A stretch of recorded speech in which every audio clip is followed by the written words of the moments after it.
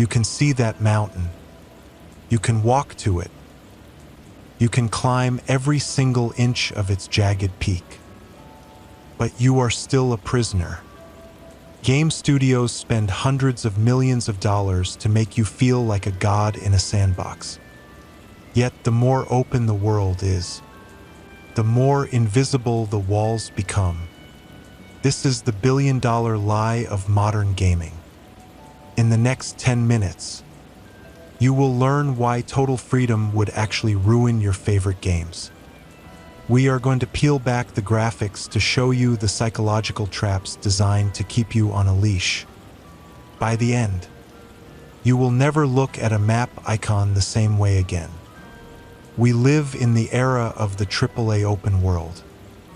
Every new release promises a map 10 times larger than the last one. They brag about square miles. They brag about thousands of non-playable characters. They want you to believe that you are the author of your own story. But true freedom is chaotic. True freedom is often boring. To make a game fun, developers have to trick you. They have to guide your eyes without you noticing. They have to reward you for staying on the path while making you think you are wandering off it. This is the art of the illusion. It is the high-wire act between a scripted movie and a wild playground. And right now, the wire is starting to snap.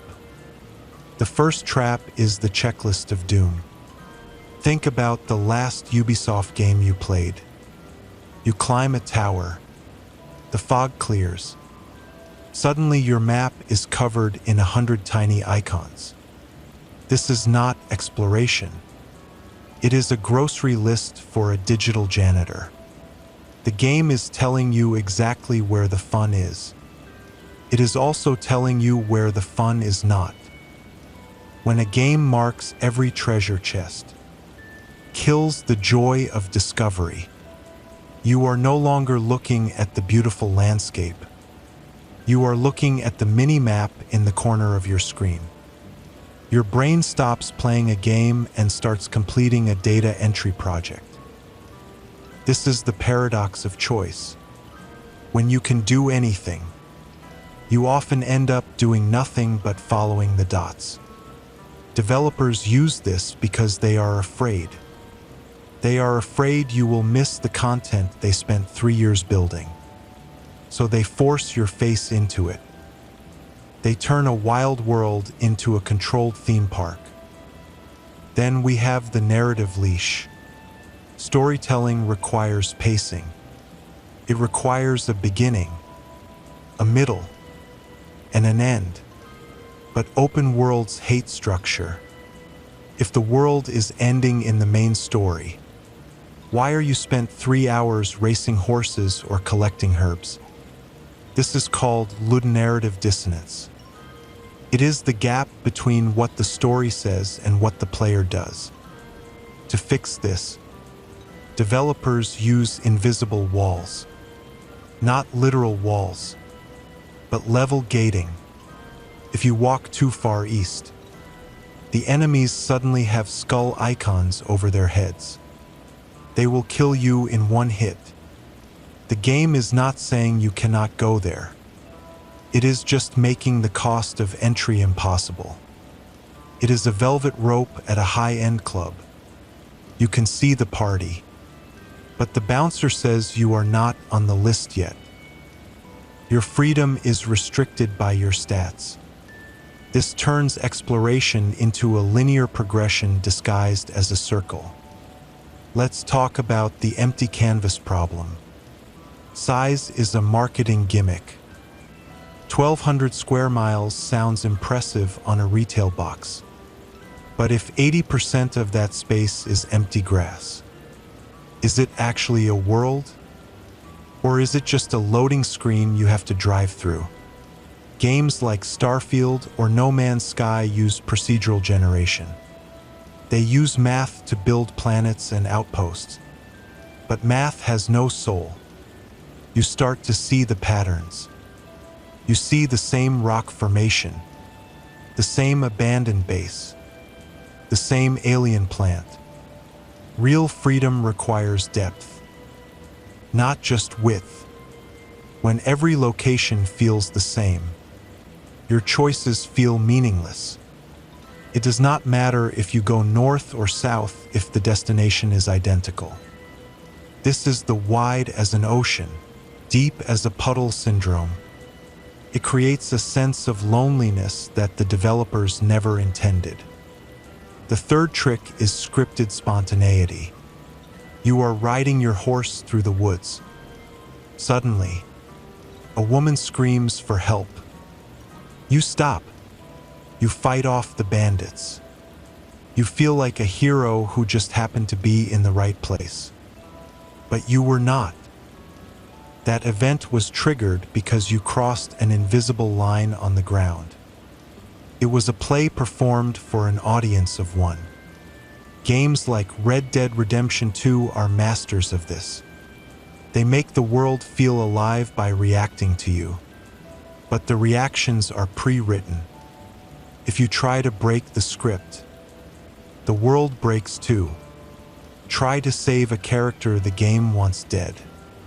The bullets will go through them. Try to climb a wall the game wants shut. Your character will simply lose their grip. The game is a master magician. Keeps your eyes on the left hand while the right hand is resetting the stage. You are the lead actor, but you are still following a teleprompter. Finally, we have the psychology of the loop. Games are built on dopamine hits. Kill a monster. Get a sword. Level up. Open worlds turn this loop into a treadmill. They give you mounts, then fast travel, then flying creatures. Why? Because the world itself is the obstacle. If the world was actually fun to be in, you would never want to skip the travel. But the travel is just filler between the icons. Developers create emergent gameplay to distract you. This is when systems interact. Fire burns grass. Rain puts out fire. Wind blows smoke. This feels like freedom because the developers did not code every specific outcome. They coded the rules and let you play with them. This is the gold standard. This is why Breath of the Wild succeeded where others failed. It gave you tools instead of tasks. But even then, you are playing within a very specific set of digital physics.